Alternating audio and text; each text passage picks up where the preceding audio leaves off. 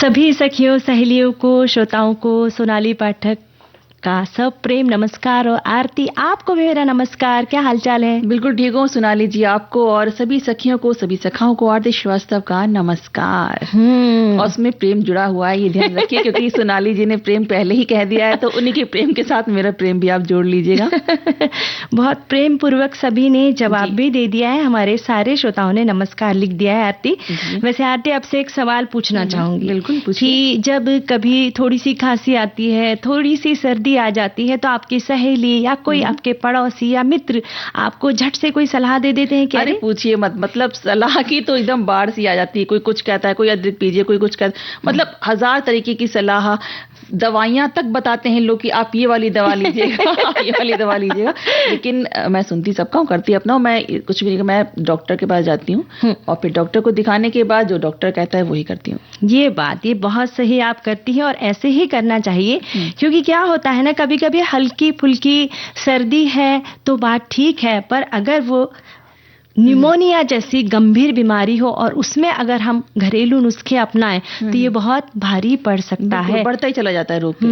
तो आज हम जिन विषयों पर बातचीत कर रहे हैं उनकी जानकारी दे दे कि स्वास्थ्य की मुफ्त सलाह ना लेना, तो मुफ्त की सलाह ना दीजिएगा। अगर किसी ने पूछा तो बात अलग है, पर दवाइयों के साथ में हम उन नुस्खों को अपना सकते हैं। अब वैसे भी आप खुद मत बताइए कि आप दवाइयों के बारे में तो कम से कम मत बताइए, घरेलू नुस्खे तक तो फिर भी चलता है, क्योंकि दवाइयाँ किसके शरीर पे क्या असर करें कुछ कह नहीं सकते। और आज खास दिन है ना, आज हम लोक सेवा प्रसारण दिवस भी तो है जी, और साथ ही विश्व निमोनिया दिवस भी है। जी हाँ, और हम बात करेंगे आज जरा याद करो कुर्बानी के अंतर्गत हाइपो जादूनांग मलंग मेई के बारे में बात करने वाले हैं। और साथ ही व्यंजन भी है ना, विटामिन सी से भरपूर व्यंजन। यानी सर्दियां आ गई है तो हमारी इम्यूनिटी बढ़ने के लिए हमें विटामिन सी को अपनाना है। पर भाई लोगों को मालूम ही नहीं होता है कि किन चीजों में विटामिन है, या मालूम है तो फिर उसे हम अमल में नहीं लाते हैं। तो आंवले में भरपूर विटामिन सी है, उसके बाद में नींबू में है, उसके बाद में संतरा, मौसम्बी, पालक, ब्रोकली। हाँ, बिल्कुल। कौन सी सब्जियां? जो पालक है ना, जो साग वगैरह रहते हैं हरे भरे, जो सर्दियों की पहचान समझ लीजिए। बढ़िया, वाह। ये है तो टाइम तो रहता है भाई। आप जो कहते हैं ना लोग, समय बर्बाद करने वाला जिस मौसम है वो आ गया है कि आप सब्जियां छीलने काटने में समय बर्बाद करें। लेकिन ये अपने इम्यूनिटी के लिए, अपने स्वास्थ्य के लिए बहुत अच्छा मौसम रहता है, क्योंकि हरी हरी सब्जियां आती हैं, तरह तरह की सब्जियां, फल आते हैं बहुत आयत में, तो उनका आप प्रयोग करिए और खूब स्वस्थ रहिए, एकदम बढ़िया बढ़िया। ये तो जोक की बात हुई कि हमारा समय बर्बाद होता है, बल्कि हमारा जीवन आबाद होता है इन सब्जियों के कारण, इन फलों के कारण। मैं छाटने में ना, उसको थोड़ा सा साग पत्ते को छाटो, फिर धो, फिर काटो और फिर बनाओ। जी, उसमें टाइम जाता है जी, लेकिन उसका पूरा वसूल लेता है, क्योंकि स्वास्थ्यवर्धक होता है। तो हमारे श्रोता भी अपने कमेंट्स लिखकर भेजे कि आप किसी को मुफ्त में सलाह देते हैं या नहीं देते हैं, और किसी ने दी है तो उसे अमल में लाते हैं, इग्नोर कर जाते हैं, या फिर आप किस तरीके से निपटते हैं ऐसी मुफ्त की सलाहों से, हमें जरा बताइए अपने राज को। और साथ ही हमें विटामिन सी के व्यंजन, यानी फिर आंवले का अचार बनाते हैं, आंवले का मुरब्बा, शरबत, और फिर शिकंजी शुरू हो गए होंगे घरों में। हाँ, बनने शुरू हो गए, तो वो आपके व्यंजन की रेसिपीज हमें लिख कर भेजिए। और अब क्या करें, एक गीत सुनते हैं गाना।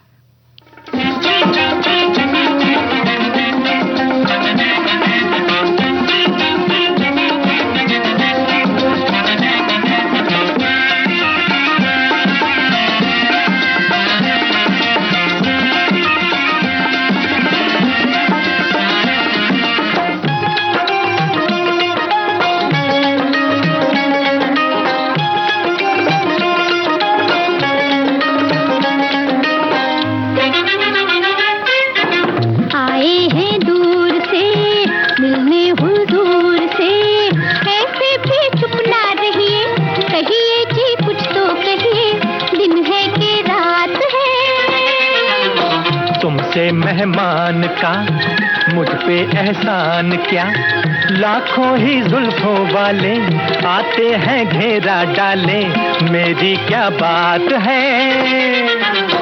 आए हैं दूर से मिलने हुजूर से, ऐसे भी चुप ना रहिए, कहिए कि कुछ तो कहिए, दिन है कि रात है।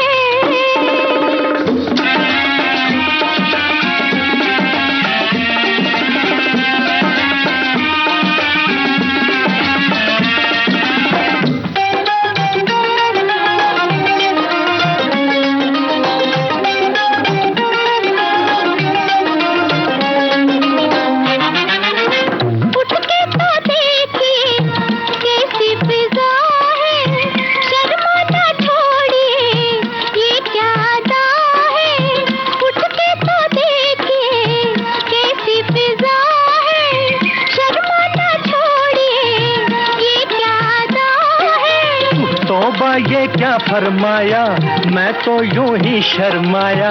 तौबा ये क्या फरमाया, मैं तो यूं ही शर्माया। मेरी क्या बात है। आए हैं दूर से, मिलने हो दूर से, ऐसे भी चुप ना रहिए, कहिए जी कुछ तो कहिए, दिन है कि रात है। हो तुमसे मेहमान का मुझ पे एहसान क्या, लाखों ही जुल्फों वाले आते हैं घेरा डाले। मेरी क्या बात है।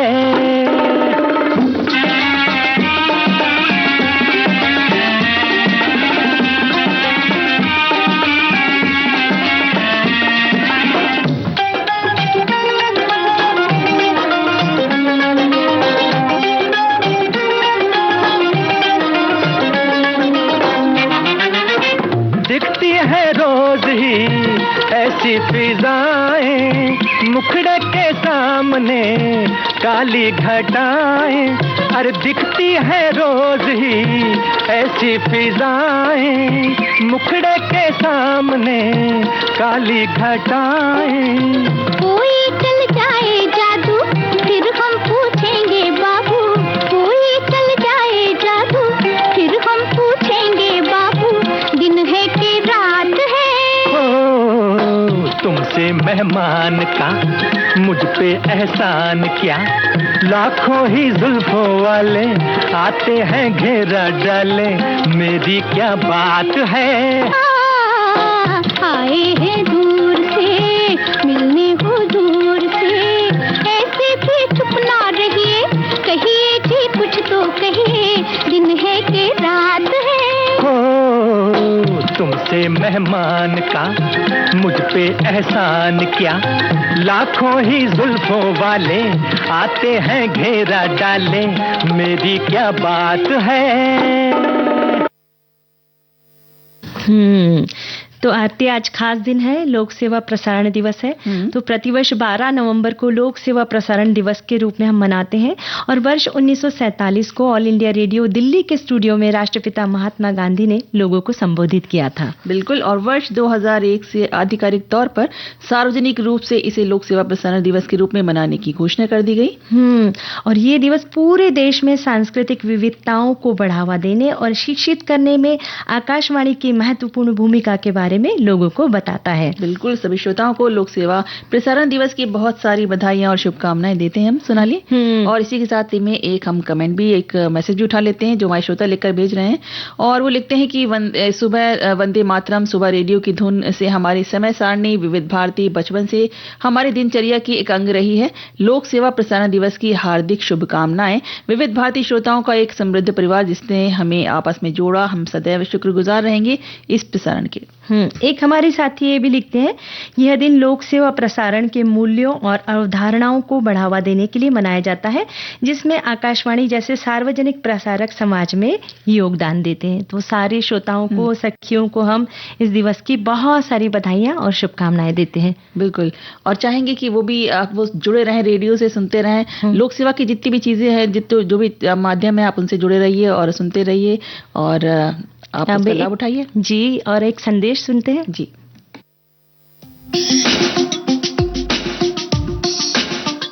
बॉम्बे टॉकीज में आपसे मुखातिब होंगे फिल्म, टेलीविजन सीरियल और डॉक्यूमेंट्री के निर्देशक जयदेव चक्रवर्ती। हमारे यहाँ क्या होता है कि स्क्रिप्ट को हम ट्रांसफॉर्म करते हैं सेलुलॉइड पर, और सिनेमा ऐसी जगह है, ऐसा जगत है जहां पर हम अपने एक्सप्रेशंस जो है वो हजारों करोड़ों के सामने रखते हैं। वो बताएंगे अपनी जिंदगी की यात्रा के बारे में, अपने संघर्षों के बारे में। कई इंटरेस्टिंग वाकया भी हुए इस दौरान, लेकिन बड़ा ब्रेक था मेरी लाइफ में जो मैंने शायद सोचा नहीं था कि कभी ऐसा होगा। बॉम्बे टॉकीज शाम 4 बजे सिर्फ विविध भारती पर।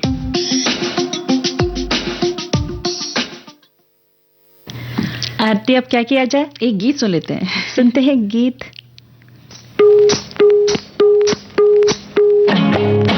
ओहो, हाँ, झूठा कहीं का। हाँ, हाँ, हाँ, हाँ, अरे रे रे रे रे रे रे रे रे।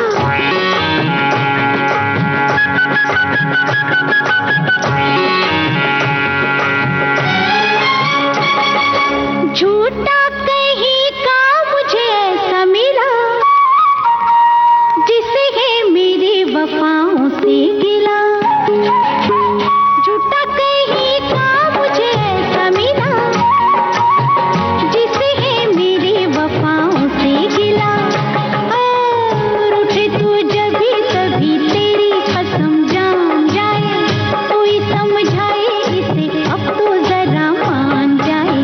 झूठा कहीं का मुझे ऐसा मिला जिसे है मेरी वफाओं से गिला। और उठे तू जब भी तभी तेरी कसम जान जाए, कोई समझाए इसे अब तो जरा मान जाए। झूठा कहीं का मुझे ऐसा मिला जिसे है मेरी वफाओं से गिला।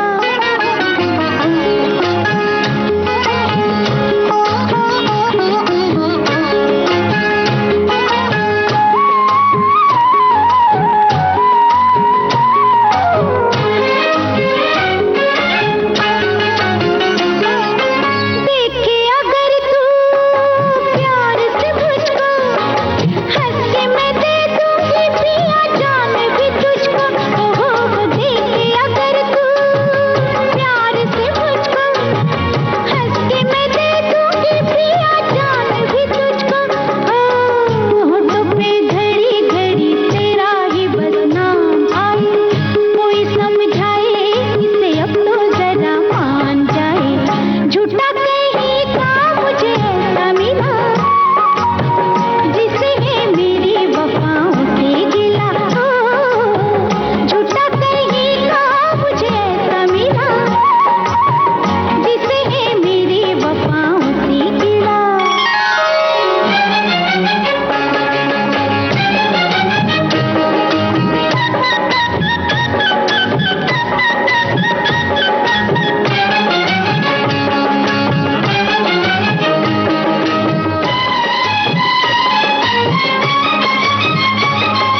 रोज लगे ना प्रीत के मेले, आज तो बेदर्दी मुझे पाँव में ले ले।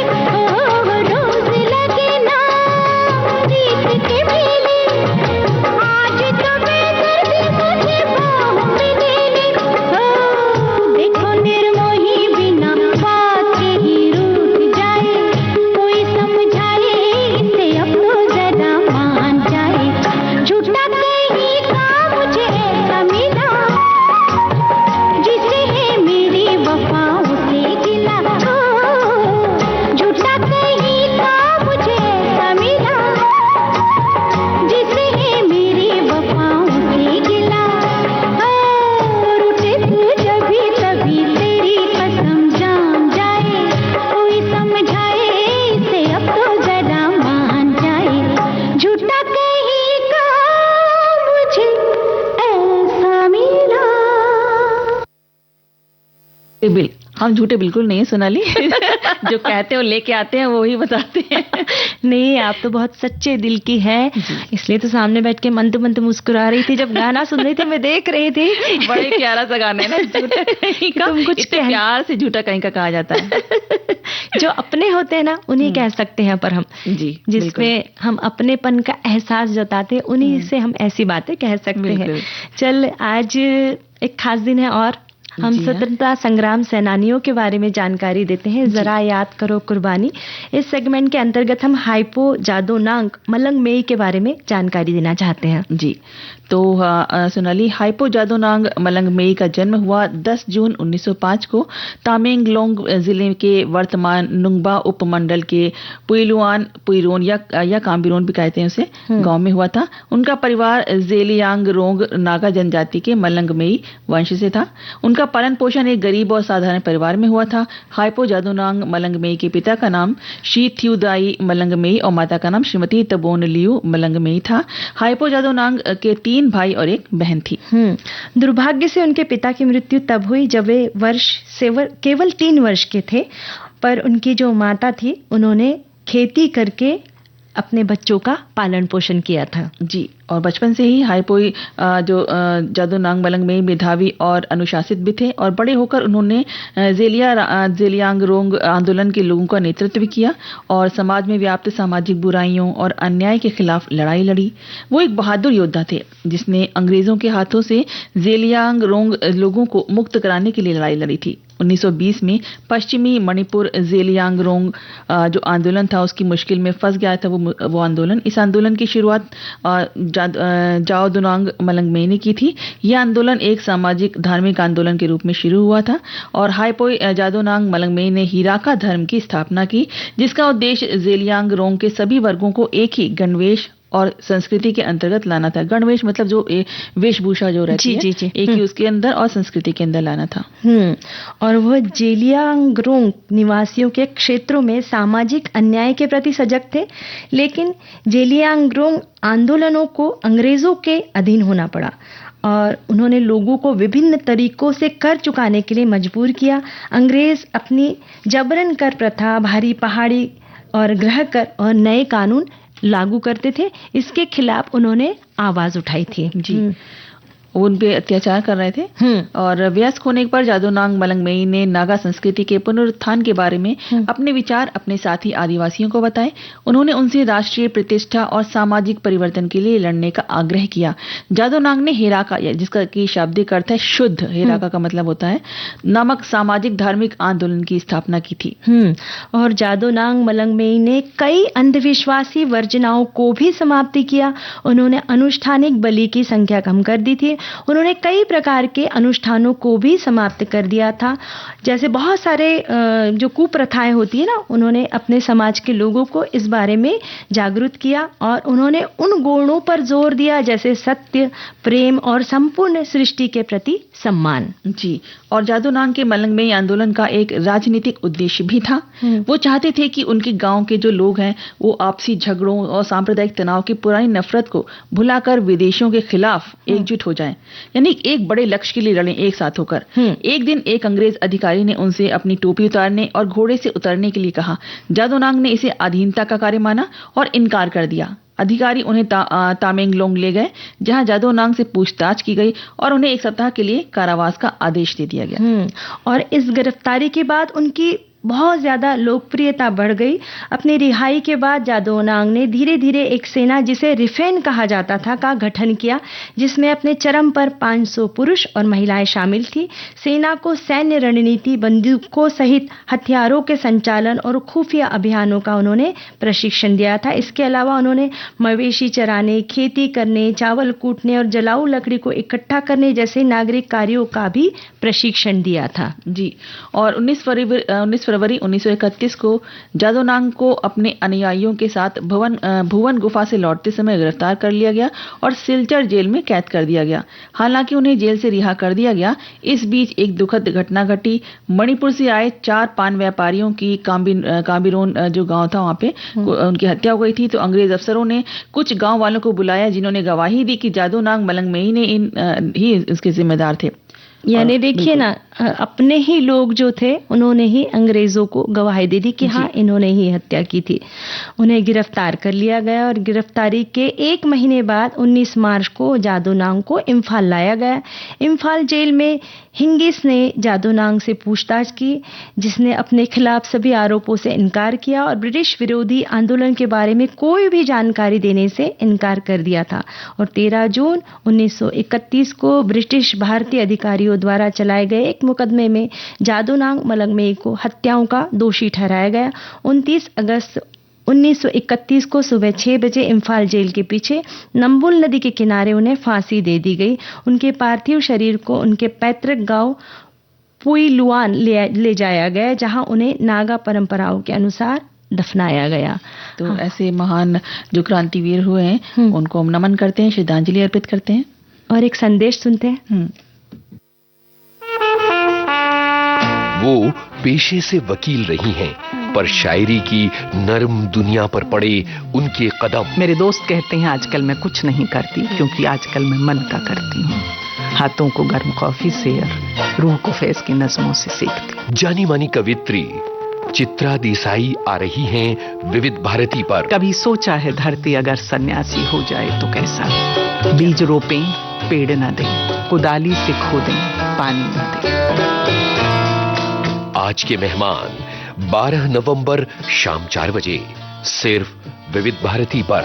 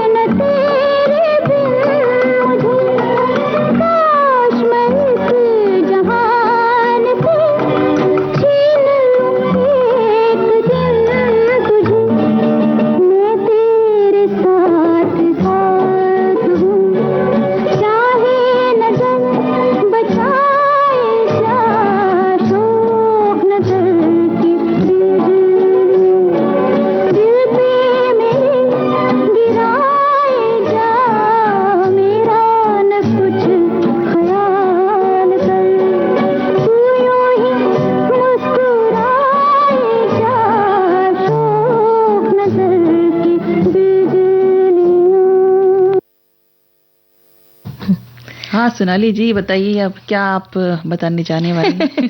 आज एक खास दिन है ना आरती? जी हाँ, आज खास, आज बहुत सारी चीजों की, आज बहुत सारे दिनों का दिन, विशेष का दिन है। जैसे कि अभी हमने लोक सेवा प्रसारण दिवस की बात करी, आज बहुत ही महत्वपूर्ण दिन भी है स्वास्थ्य की दृष्टि से, वो है विश्व निमोनिया दिवस। और सर्दियां आते ही जो लोग जिनका ना थोड़ा रोग प्रतिरोधक शक्ति कमजोर होती है ना, वो लोग थोड़े से डर जाते हैं कि भाई सर्दियों में सर्दी खांसी जुकाम ना हो जाए, और इसका भयंकर रूप यानी निमोनिया है जी। तो इससे हमें बचकर रहना चाहिए, खासकर छोटे बच्चों को, कि सर्दियों के मौसम में उनका विशेष हमें ध्यान रखना चाहिए। तो प्रतिवर्ष 12 नवंबर को निमोनिया के बारे में जागरूकता बढ़ाने और रोकथाम उपचार के महत्व को उजागर करने के लिए इस दिन को मनाया जाता है। बिल्कुल, और ये दिन फेफड़ों के संक्रमण के बारे में शिक्षित करता है, जो विशेष रूप से बच्चों और बुजुर्गों के लिए घातक हो सकता है। और निमोनिया फेफड़े का एक संक्रमण है जिसके कारण फेफड़ों में सूजन और तरल पदार्थ या मवाद जमा होने से सांस लेने में कठिनाई आ जाती है। और जिन लोगों में रोग प्रतिरोधक शक्ति कम होती है उन्हें जल्दी संक्रमण हो सकता है, इसलिए रोग प्रतिरोधक शक्ति बढ़ाने के लिए अच्छा आहार लेना जरूरी होता है, जिसके लिए हमने बताया, जो हमारे बताने वाले हैं, विटामिन सी सबसे ज्यादा जरूरी है। और साथ ही वायु प्रदूषण को कम करना, धूम्रपान से बचना, ऐसा होता है ना कि आरती कई बार बहुत सारे लोग धूम्रपान नहीं करते हैं, पर घर में अगर कोई व्यक्ति धूम्रपान करता है, उसके इर्द गिर्द भी अगर कोई दूसरे लोग बैठे हुए हैं तो वे भी संक्रमित हो सकते हैं। तो घर में तो धूम्रपान तो करना ही नहीं चाहिए, पर अगर हमें फेफड़ों संबंधित कुछ बीमारियां हैं या फिर सर्दी जुकाम हमें रहता है तो उससे उस एरिया से बिल्कुल दूर हो जाए जहां लोग सिगरेट पीते हैं, धूम्रपान करते हैं, तो उस एरिया से हमें बिल्कुल दूर रहना चाहिए। बिल्कुल। और 12 नवंबर वर्ष 2009 से इस दिन को पहली बार बाल निमोनिया डे इसके वैश्विक गठबंधन द्वारा मनाया गया था। इसको निमोनिया रोको पहल के रूप में मनाया गया था और इस संगठन द्वारा निमोनिया के कारण होने वाली बाल मृत्यु दर को कम करने का आह्वान किया गया था।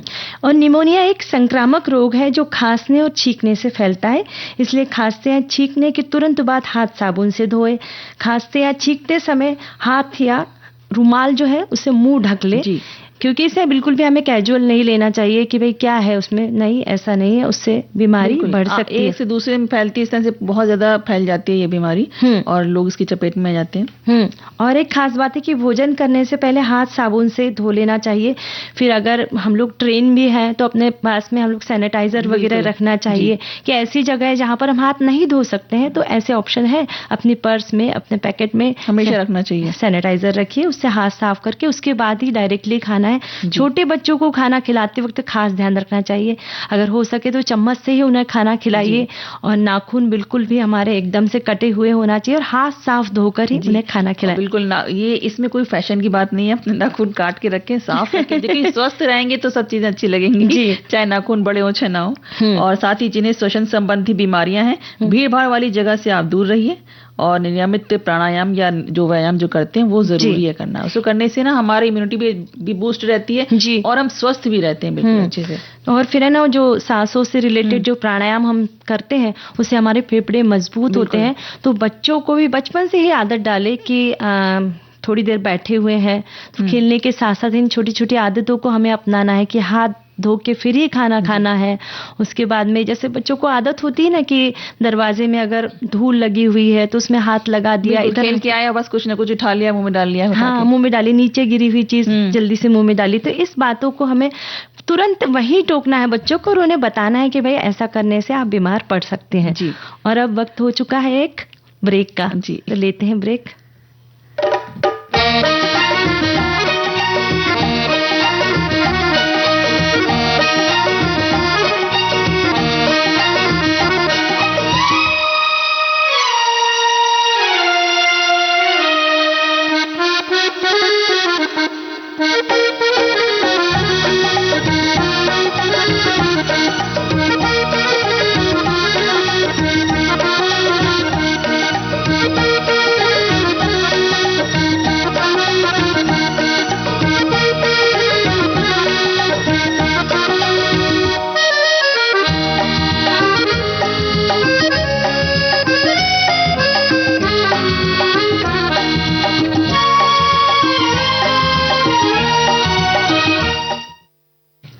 ब्रेक के बाद हम फिर हाजिर हैं। कार्यक्रम है सखी सहेली, बिल्कुल, और हम बात कर रहे हैं विश्व निमोनिया दिवस की। तो हमारे एक साथी ने लिखा है कि निमोनिया से बचने के लिए वायु प्रदूषण से बच्चों को बचाना आवश्यक है। इसके लिए घर में एयर प्यूरिफायर का उपयोग करें। साथ ही माता पिता को निमोनिया के लक्षणों को पहचानना जरूरी है। निमोनिया के लक्षण में तेज बुखार, कपकपी और सांस फूलना आदि है। समय पर जांच और तुरंत इलाज से बच्चे का जीवन बचाया जा सकता है। बिल्कुल। एक और श्रोता जो कहते हैं कि निमोनिया एक सूजन संबंधी श्वसन विकार है जो बैक्टीरिया, वायरस या फंगल संक्रमण के कारण होता है, जो फेफड़ों की जो कोशिकाएं हैं उसमें वो आ जाता है, उसको क्षतिग्रस्त कर देता है। तो उनका कहना है कि मतलब इस तरीके से ये होता है। तो इससे आप जो कि कमजोर प्रतिरक्षा वाले प्रणाली वाले लोगों को, यानी कि खासकर बच्चों और बुजुर्गों के लिए घातक हो सकता है, तो उससे आप बचाव रखें। एक हमारे साथी लिखते हैं वर्ल्ड निमोनिया डे इस वर्ष 2025 के लिए जो थीम रखी गई वो है चाइल्ड सर्वाइवल। इस थीम का चुनाव इसलिए किया गया है क्योंकि निमोनिया अभी भी 5 साल से कम उम्र के बच्चों के लिए मृत्यु का सबसे बड़ा संक्रामक कारण बना हुआ है। चाइल्ड सर्वाइवल थीम का उद्देश्य उन क्षेत्रों और परिवारों पर ध्यान केंद्रित करना है जहां गरीबी, कुपोषण और खराब वायु प्रदूषण के कारण बच्चों में निमोनिया का जोखिम सबसे अधिक होता है। इस वैश्विक प्रयास के माध्यम से दुनिया भर में बच्चों को स्वस्थ जीवन देने और निमोनिया से होने वाली मौतों को शून्य पर लाने की दिशा में काम किया जा रहा है। जी। साथ ही एक साथी लिखते हैं कि निमोनिया एक संक्रामक बीमारी है जिससे लगभग हर उम्र के लोग प्रभावित हो सकते हैं, लेकिन बच्चों और बूढ़ों में इसका खतरा अधिक होता है। इसके बारे में जागरूकता फैलाने के लिए प्रतिवर्ष इस दिवस को मनाया जाता है। एक और श्रोता हैं जो कहते हैं कि श्वसन संक्रमण के खतरे से लड़ने और श्वसन संक्रमण के बारे में जागरूकता की कमी के कारण होने वाली मौतों को कम करने तथा इस रोकथाम योग्य संक्रामक रोग को समाज के सभी वर्गों तक पहुंचाने के अवसर पैदा करने हेतु संगठनों को एक मंच पर लाने के लिए विश्व निमोनिया दिवस एक महत्वपूर्ण भूमिका निभाता है। ये दिवस विभिन्न सार्वजनिक और निजी संगठनों को अपने स्तर पर अभियान चलाने और निवारक उपाय करने, सुविधाएं प्रदान करने और सुनिश्चित करने के लिए प्रोत्साहित करता है कि कोई भी टीकाकरण से वंचित न रहे। तो अगर आप स्वस्थ रहेंगे और अपना जीवन बहुत सुंदर होगा उस वक्त, और उस वक्त आप कहेंगे कि भाई कितना खूबसूरत मौसम है। नहीं तो ठंड में लोग परेशान हो जाते हैं, पर जब हम स्वस्थ रहते हैं तब हम कहते हैं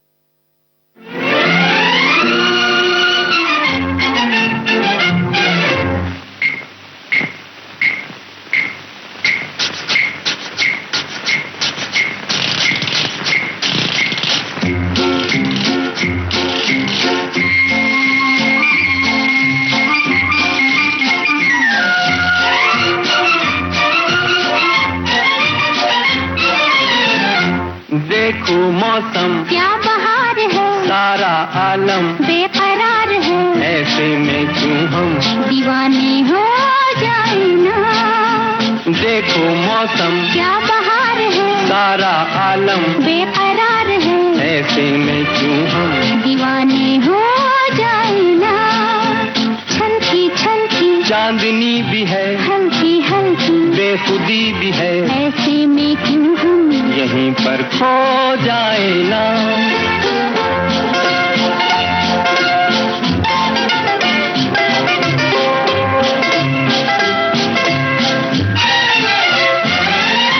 ठंडी ठंडी रेत में जलवों की बरसात है, क्या मस्ताना है समा, क्या मत वाली रात है। ठंडी ठंडी रेत में जलवों की बरसात है, क्या मस्ताना है समा, क्या मत वाली रात है। ओ सपने बिखरे मोड़ मोड़ पे ताके नैना जोड़ जोड़ के, ऐसे में क्यों हम दीवाने हो जाए ना। छलकी छलकी चांदनी भी है, हल्की हल्की बेखुदी भी है, ऐसे में क्यों हम यहीं पर खो जाए ना।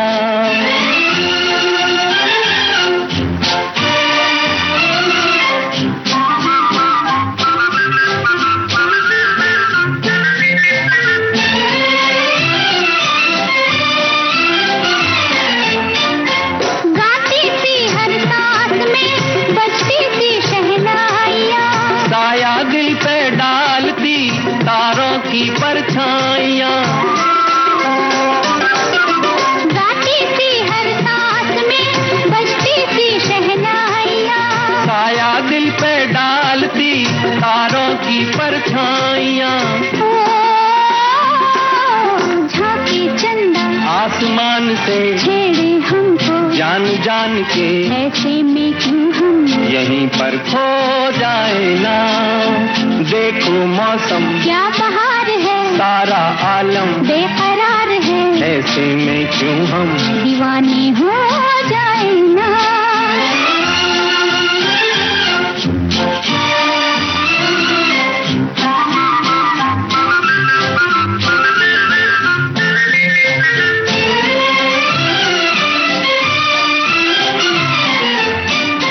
दरिया की हर मौज में अरमानों का जोर है, दिल वालों के गीत का हल्का हल्का शोर है।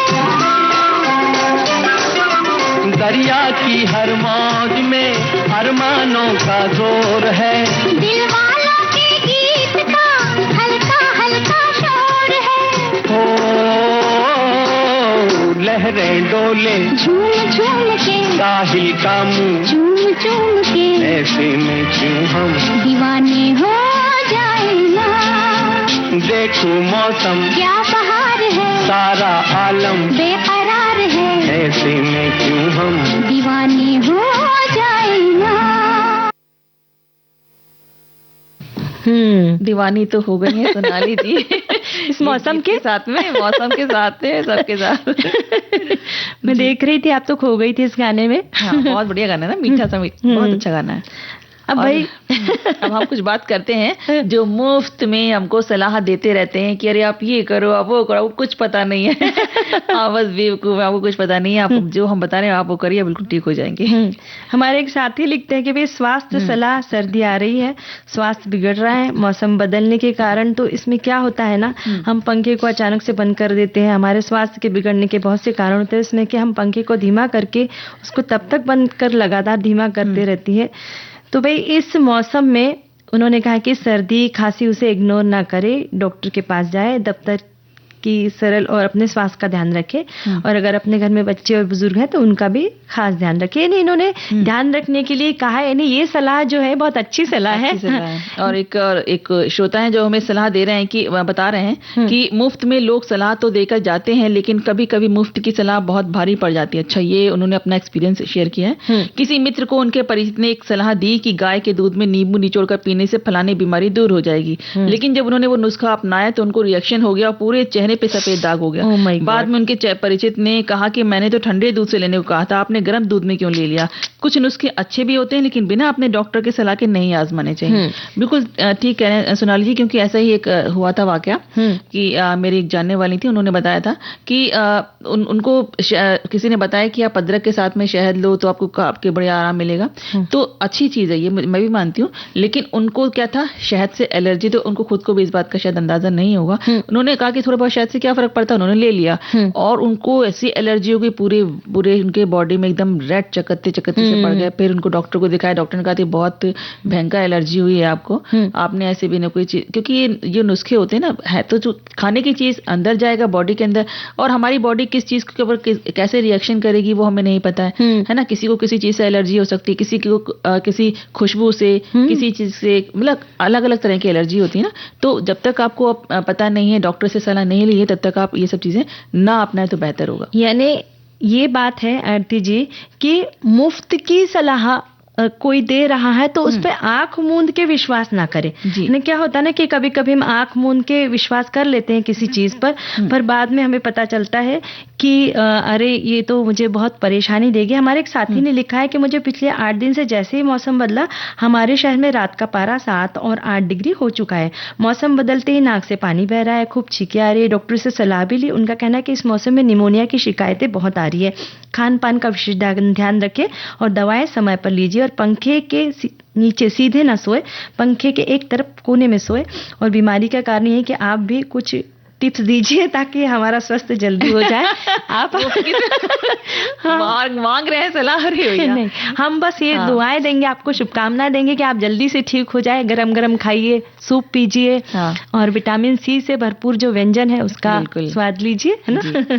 और किस तरह से आपको जो चीज खानी है, अगर आपको आप डॉक्टर को दिखाइए, डॉक्टर जो कहता है आपको, अगर वो दवाई लेंगे तो आप बहुत जल्दी ठीक हो जाएंगे। बहुत समय तक उसको चीज को नहीं खींचना पड़ेगा आपको।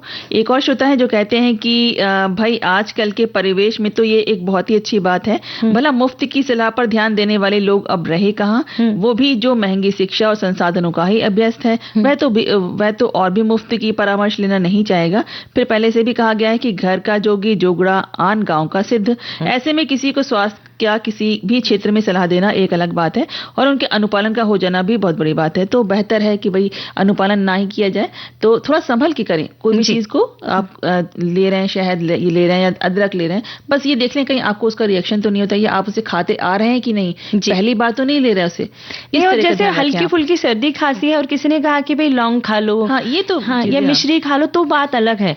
पर जो हमने कभी भी खाया नहीं है, बस उस चीज का ध्यान रखिए, उसका हमें ध्यान रखना है। और जैसे जैसे ना लक्षण बहुत ज्यादा गंभीर स्वरूप में है तो फिर भी हमें बिल्कुल भी घर पे बैठना नहीं है, सीधे हमें डॉक्टर के पास जाना है और दिखाना है। यानी हल्की फुल्की बीमारी को हमें हल्के फुल्के में भी नहीं लेना है। एक हमारे साथी लेती कि भाई हम सलाह नहीं दे रहे हैं और वो कह रहे हैं कि पानी भरपूर पीना चाहिए, क्योंकि जो हमारा पानी है ना वो हम पानी कम पीते हैं। जैसे खासकर इन्होंने सर्दियों के दिन में कहा कि हमें पसीना नहीं छूटता ना उस वक्त, तो हम पानी कम पीते हैं तो बहुत सारी बीमारियों का कारण ये भी हो सकता है। ये इन्होंने सलाह दी है, पर ये सलाह अच्छी है, इसे नुस्खा नहीं कहेंगे हम। बिल्कुल, वो नुस्खे तो होते हैं ना कोई चीज मिला के खाने वाली, और वो भी तब नुकसान करते हैं जब हम कोई किसी चीज को पहली बार ले रहे होते हैं। अगर सब्जियों में या खाने पीने में अपने रोज हम उसका इस्तेमाल कर रहे हैं और तो कोई बात नहीं, तब तो हम ले सकते हैं उसको, क्योंकि इसका मतलब हमारी बॉडी उसको रिएक्शन नहीं करेगी। लेकिन कोई चीज पहली बार लेंगे और इस तरह से ले रहे हैं तो जरूर कर सकती है। और एक श्रोता है हमारे जो कहते हैं कि दादी माँ का औषधि बटुआ पहले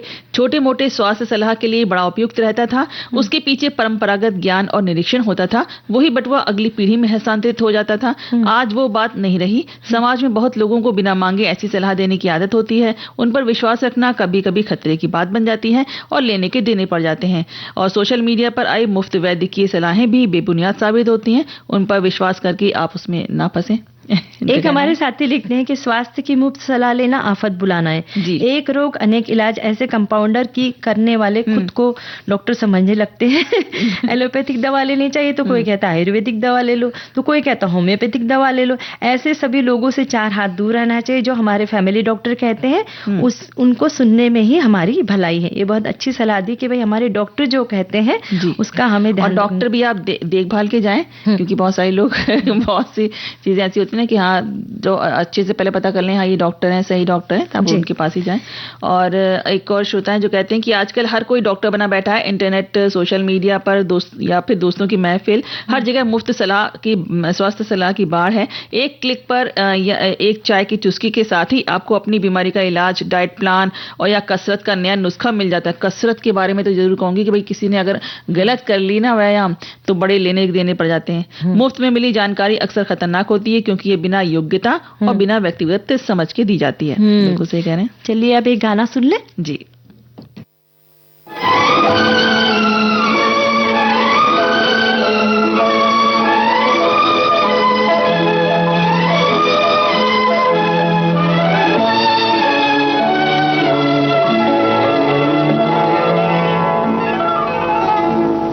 तुझे प्यार करते हैं करते रहेंगे कि दिल बन के दिल में धड़कते रहेंगे। तुझे प्यार करते हैं करते रहेंगे कि दिल बन के दिल में धड़कते रहेंगे।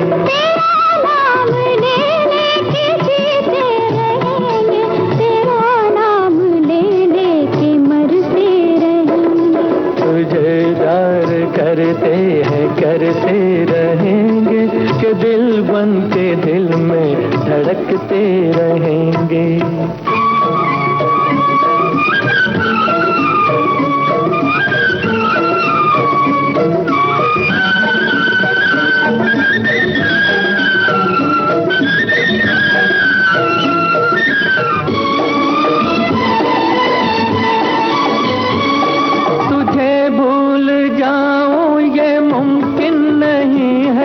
कहीं भी रहूं मेरा दिल तो यही है। तुझे भूल जाऊं ये मुमकिन नहीं है। कहीं भी रहूं मेरा दिल तो यही है। घटे चांद लेकिन मुझे गम न होगा। तेरा प्यार दिल से कभी कम न होगा। गुजरने को ये दिन गुजरते रहेंगे कि दिल बन के दिल में धड़कते रहेंगे।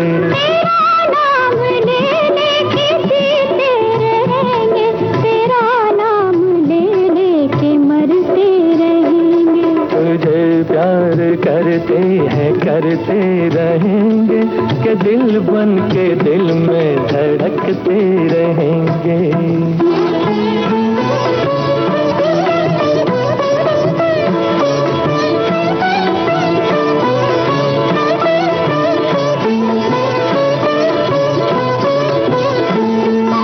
हंसी फूल की जिंदगानी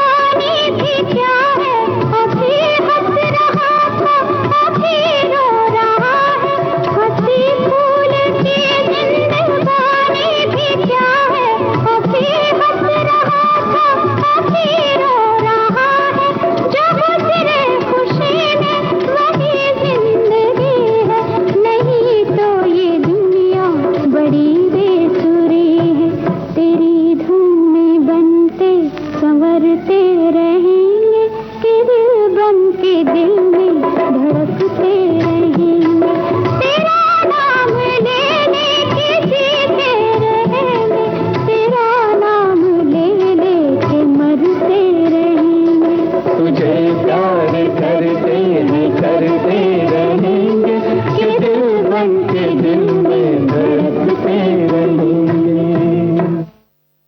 सोनाली, अब हम बात कर लें कुछ अच्छी अच्छी रेसिपी की जो इतनी अच्छी अच्छी भेजी है हमें हमारे श्रोताओं ने। तो आप सबसे पहले मैं पढ़ूंगी स्ट्रॉबेरी बनाना स्मूदी। अरे वाह, मुंह में पानी आ गया। वाह, एकदम ताजगी सी भी आ गई। हाँ, तो इसमें 5-6 स्ट्रॉबेरी है, फिर 2 बनाना, यानी 2 केले हैं, 2 कप दूध है और 2 चम्मच शहद है। तो स्ट्रॉबेरी को अच्छी तरह से धोकर साफ कर ले, फिर केला और स्ट्रॉबेरी को छोटे छोटे टुकड़ों में काट ले। अब मिक्सर में कटे हुए केला और स्ट्रॉबेरी को डाले और फिर इसमें दूध मिलाए और सभी को स्मूथ पीस ले। अब इसमें आइस क्यूब का उपयोग कर सकते हैं। स्मूदी को गिलास में निकाल ले और शहद मिलाकर सर्व कीजिए। ऊपर से स्ट्रॉबेरी से सजाकर सर्व कीजिए। बहुत बढ़िया है।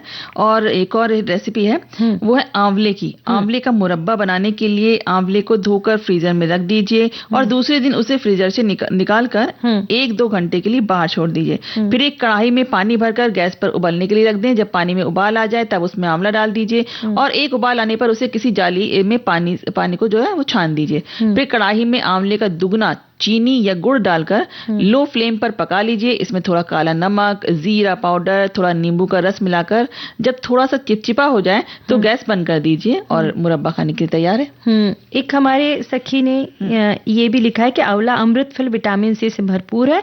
इसमें बहुत इससे रोग प्रतिरोधक क्षमता बढ़ती है। तो कैंडी, यानी जो उन्होंने कहा है कि कैंडी बनाएंगे, इसमें आंवले को उबालकर ठंडा कर ले, इसके बीज निकालकर उसे मैश कर ले, थोड़ा सा काला नमक, इसमें अनुपात में भुना हुआ जीरा डालकर ऐसे भी सेवन कर सकते हैं। और इसमें थोड़े से लाल मिर्च का पाउडर मिला दे, थोड़ी देर के लिए फिर से आग पर पका ले। गुड़ पककर एक सार हो जाएगा, खट्टी मीठी चटनी तैयार है। उबले आंवले पीस कर मसल कर उसमें नमक, आग पर भुनी हुई लाल मिर्च और राई के तेल में मिलाकर इसकी चटनी भी बना सकते हैं। 2-3 दिन तक आप इसे आराम से खा सकते हैं, नहीं तो इसे फ्रिज में रख सकते हैं। क्या बात है, बहुत बढ़िया है। और एक लाल चंदलिया साग और टमाटर की खट्टी सब्जी के बारे में जान लेते हैं, है ना सोनाली? लाल, इसके लिए हमें क्या चाहिए? 2 कप कटी हुई लाल चंदलिया या लाल साग जिसको कहते हैं, लाल साग ले लीजिए।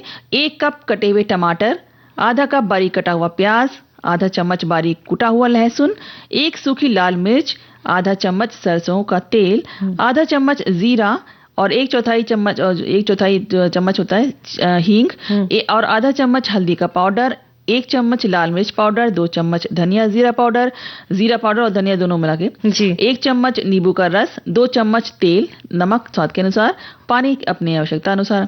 अब इसकी विधि है कि लाल चंदनिया जो साग है उसको बहते पानी से अच्छी तरीके से धो लीजिए और बारीक बारीक काट लीजिए। कढ़ाई में तेल गरम करें, सरसों, जीरा, हींग, सूखी लाल मिर्च का तड़का लगाइए, कटा हुआ प्याज और लहसुन डालकर 1 मिनट तक पका लीजिए। प्याज जब गुलाबी रंग का हो जाए तो टमाटर डालकर मिला लीजिए। 1 मिनट तक ढककर पकाइए। कटी हुई लाल भाजी डालिए, मिलाते रहिए। भाजी धीरे धीरे पानी छोड़ेगी और एकदम गलने लगेगी। धीमी आंच पर ढक्कन लगाकर 8 मिनट तक पका लीजिए। पानी आवश्यकता के अनुसार डालकर पकाइए। अब नमक, हल्दी, लाल मिर्च पाउडर और धनिया जीरा पाउडर डालकर मिलाइए। 1 मिनट तक पकाएं और फिर गैस बंद करने के बाद नींबू का रस डालकर मिला लीजिए। भाजी तैयार है। क्या बात है। और इसे मक्के की रोटी, जवार की रोटी, बाजरे की रोटी के साथ खाएं, गरम गरम खाएं और खिलाएं। और अब एक बहुत प्यारा सा गीत सुनते हैं।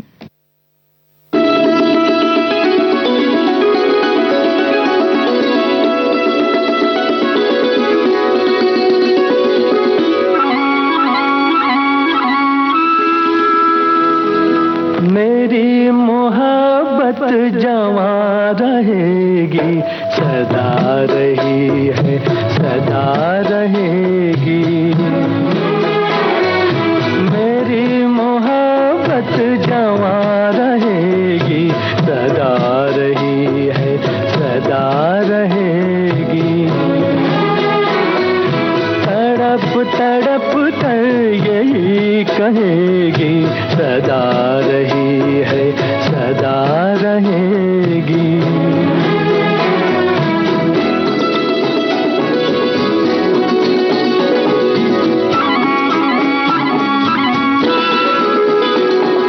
ना तुम सा कोई ज़माने भर में हो, ना तुम सा कोई ज़माने भर में, तुम्ही को चाहा मेरी नजर ने, तुम्ही को चाहा मेरी नजर ने, तुम्हें चुना है तुम्हें चुनेगी, सदा रही है सदा रहेगी। मेरी मोहब्बत जवां रहेगी, सदा रही है सदा रहेगी।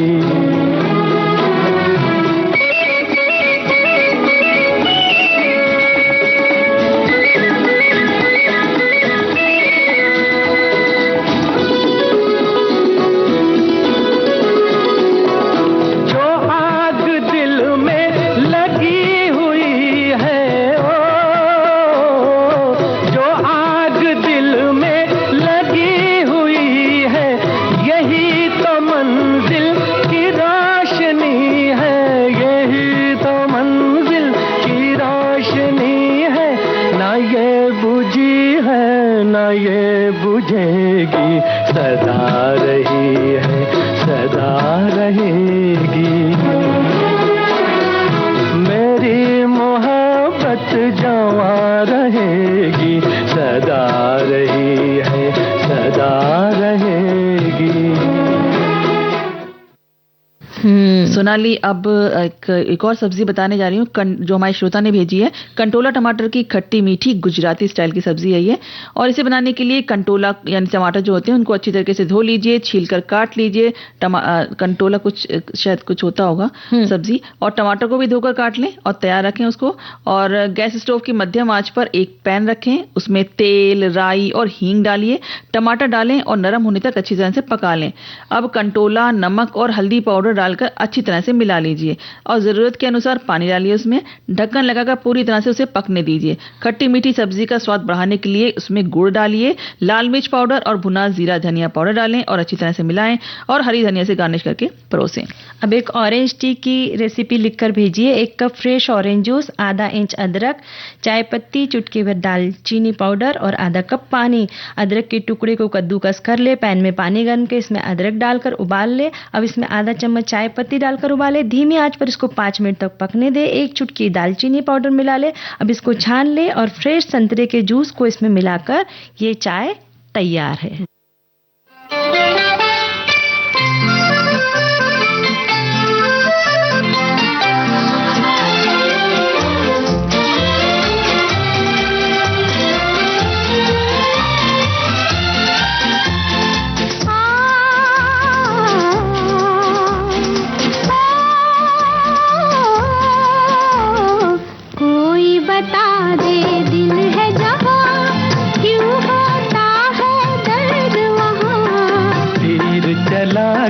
ये तो न पूछो दिल है कहाँ और दर्द कहाँ।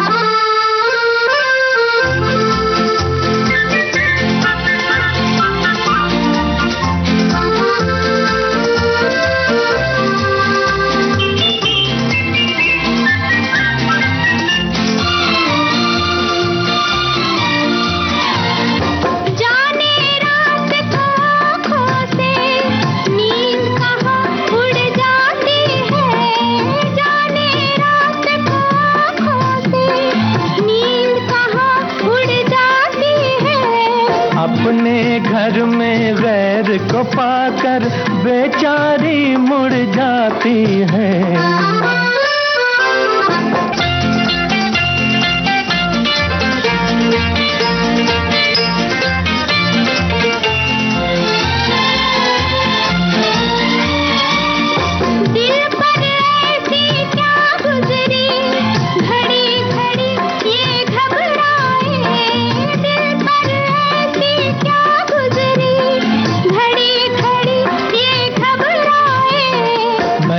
किसी का हो बैठा ये धड़क धड़क कर समझाए। कोई बता दे दिल है जहाँ क्यों होता है दर्द वहाँ। तीर चला के ये तो न पूछो दिल है कहाँ और दर्द कहाँ।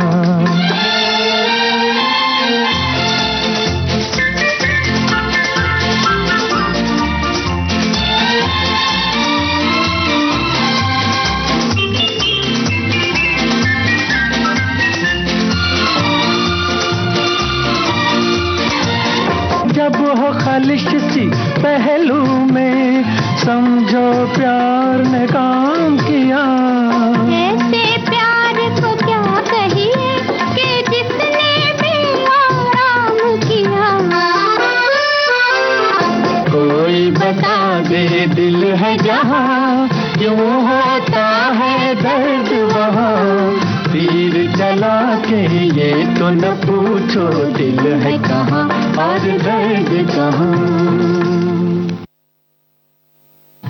सोनाली, अब एक छोटी सी एक रेसिपी ले लेते हैं। वो है स्ट्रॉबेरी बनाना स्मूदी। तुमने खैर बताई थी। मौसमी नारियल पंच जी। 2 मौसमी होते हैं जो, 1 नारियल का पानी, 1 कच्चे नारियल की मलाई, 3-4 पुदीने की पत्तियां, 1 चुटकी काला नमक और 1 चम्मच शहद।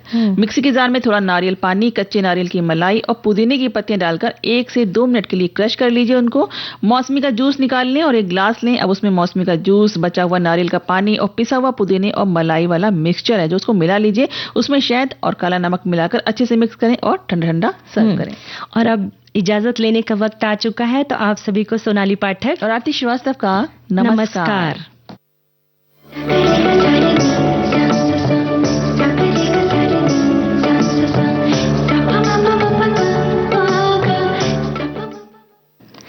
सखी सहेली कार्यक्रम की प्रोड्यूसर अनुश्री पाठक। कहना है